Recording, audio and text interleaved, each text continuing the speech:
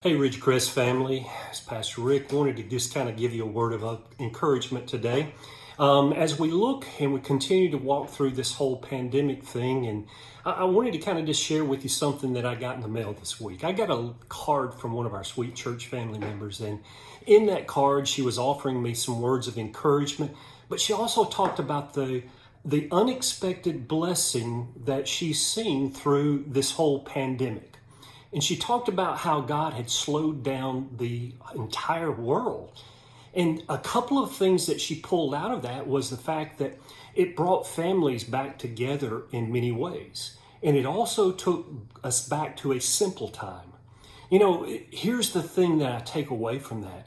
What blessings am I seeing out of this whole mess, this trial, this difficult time? James talked about that in the first chapter of his letter.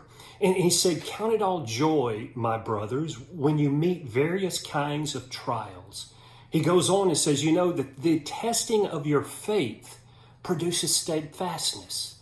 Then he makes another statement. He says, "And let steadfastness have its full effect, that you may be perfect and complete."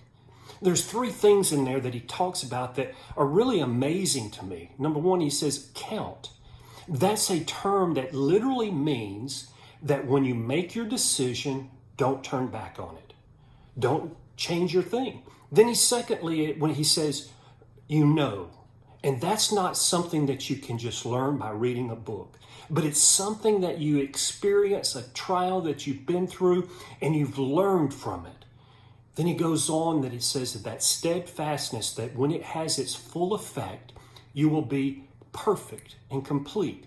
Now, that does not mean that we will be without sin, but what it does mean is that we will be more Christ-like. You see, we don't want to go through these trials. We don't want these difficult times. We want everything to go perfectly. But God allows us to go through these. Number one, to show us His glory and power.